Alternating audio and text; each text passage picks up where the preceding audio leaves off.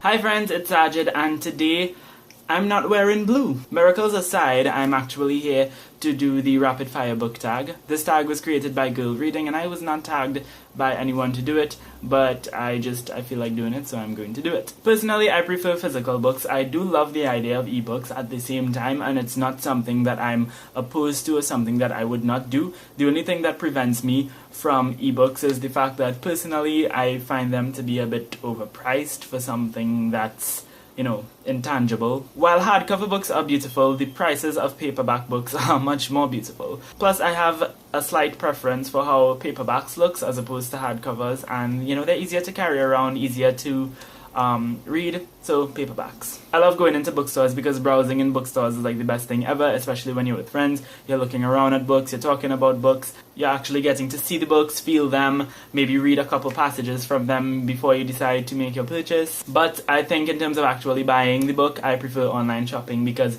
it's cheaper, and this might not surprise you, but I like cheap books. Plus, there's also the fact that online you can more likely get the book that you want. You're not always guaranteed to get the book that you want when you go to the store, as opposed to like an online source where you can just type up the book and it's there. For me, this question is a bit difficult because I would instinctively say a trilogy because I prefer shorter series of books over longer series, but the problem is sometimes trilogies can feel a bit too much or too little because they are a lot more marketable. So I think for this one, I would just go with a series in general that includes trilogies or 4-book series or 5-book series. For this one, it really depends. Whichever character goes through the most amount of development throughout the story and has the most interesting background or story that's explored, I tend to latch on to that one. So it could be a hero, it could be a villain, it could be anyone in between. Definitely Brown Girl Dreaming by Jacqueline Woodson. This is a memoir told in poetry and it's amazing. Please go read it. An underrated book I would highly recommend is Beauty Queens by Libba Bray because this book is everything and you need to read it. That would have to be A Tale for the Time Being by Ruth Ozeki, which was phenomenal. Please go and read it. Sophia Khan is Not Obliged by Aisha Malik. This actually came in the mail this morning and I am so freaking excited right now. I would tell you to please go and read it, but I haven't read it as yet. But at the same time, I can still tell that I'm going to love it, so please go read it. I've used many different things as bookmarks, like, your typical receipts, sometimes flashcards, sometimes a pen or a pencil, but I think the weirdest things that I've ever used, hands down, as a bookmark would be my phone and my wallet. Yes, I've used my phone and my wallet as bookmarks before. Hashtag minimalism. Used books equals cheap, cheap equals yes. Contemporary, literary fiction, and maybe like a dystopian novel. In a perfect world, I would say that I prefer borrowing books because I can get a book from the library for completely free, read it, and if I love it, I can buy a copy of it for my collection. If I don't like it, I don't have to worry about spending money for something that I didn't like and forcing myself to keep it to validate the purchase. But in real life, my libraries, although they are amazing and I love them and I appreciate their existence so much, they don't offer the variety that I want most of the time. Like if I want to read West Indian fiction, if I want to read certain books, I can get them at the library. But for other books, especially new releases, I would have to actually buy them. So I probably purchase more of my books than I do borrow, but if this was a perfect world, I would definitely prefer borrowing my books.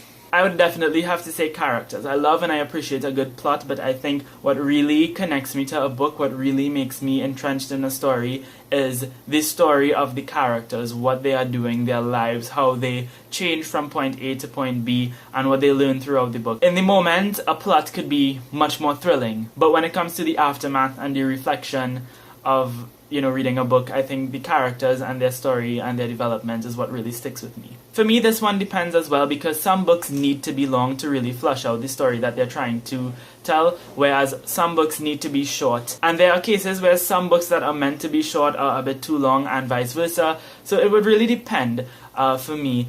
So I can't particularly say, but in general though, I think I would reach for shorter books just because they intimidate me a lot less. Definitely short chapters. I think they are a lot more engaging and for some reason they get me through the story much faster, as opposed to if you read like a 20-page long chapter. After that chapter, I tend to be a bit tired and I might want to put down the book for a little while, and then a little while for me turns into like 3 days. Sophia Khan is not obliged by Aisha Malik because it was sitting down right there. I don't really cry when it comes to reading, but if there's one book that did kind of make me tear up at the end, it was Amy and Roger's Epic Detour by Morgan Matson. Y'all, I love this book so much. It was so freaking good. Please read it.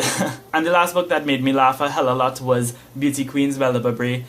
This book is really funny, you all. Personally, I prefer stories set in our world, because I just find them to be a lot more relatable, and I have this thing where when it's fictional worlds are very hit or miss for me, depending on how the authors develop them and how they write about them. I either really get into it, or I'm just like... So I would definitely say that I prefer stories set in our world. I have not actually listened to a whole audiobook as yet, but I've listened while I was reading the Harry Potter series. I actually kind of got fed up of reading at some point, but you know how Harry Potter is, I still wanted to continue, so I actually went and got like some of the audiobooks to help me get through it, and I really love it. I also read half of 13 Reasons Why by Jay Asher on audiobook. It was a case of I wasn't really digging the writing, but I really wanted to finish the story, so I went and I got the audiobook, and it was really good. So definitely yes to audiobooks, but I need to get some more of them up in my life. This is a difficult question because yes and no. I do judge books by their cover, especially books that are published now, because publishers tend to design their cover in a specific way that would suit a specific audience.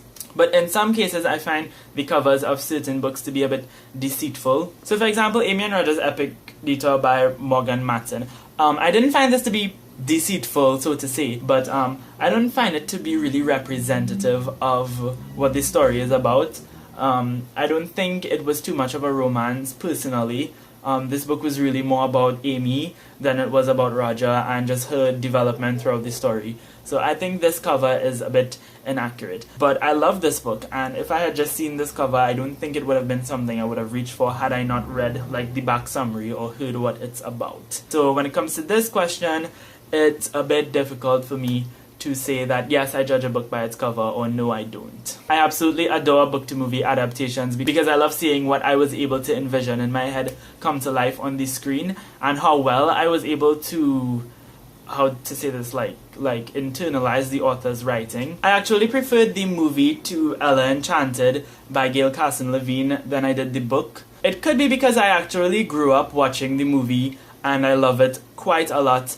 And I read the book only last year, so I guess I had a bias for preferring the movie. But personally, I think the movie is a lot better because there are characters that were added in the movie. Like for example, in the book, Slanon is in like only one scene, and her aunt's boyfriend, who is like trapped in the enchanted tome, is not there. It's just a book. There's no boyfriend. And also I found the movie to be a lot more progressive than the book. Although this book was a liberal interpretation as well of Cinderella, I felt like the romance dynamic in this book compared to the movie was a bit more traditional fairy tale, and I was just like, It's actually still a good book and I liked it quite a bit, but I enjoyed the movie a whole lot more. Plus Anne Hathaway was in the movie, just putting that out there. And for this last one, I would have to say I prefer Standalones because I just love picking up a book, reading it, and finishing it, and not having to worry about when the next book is coming out, and how I'm going to get it, if it's at the library, if it's at the bookstore. That's a whole lot of stress. Of course, I do appreciate some series, and of course there are some books that need to be like, 10-book series, but generally, the kind of books that I prefer most of the time tend to be standalones. But that's going to be it for this video. If you have any thoughts on any of the things that I said today, if you have any thoughts on any of the books that I mentioned, please share them in the comments down below. Also, if you would like to answer any of these questions that are in the tag, in the comments as well, feel free to go ahead and do that. That's going to be a wrap for this video. Thank you all so much for watching. I hope you have a lovely day, and until next time, inshallah, keep reading.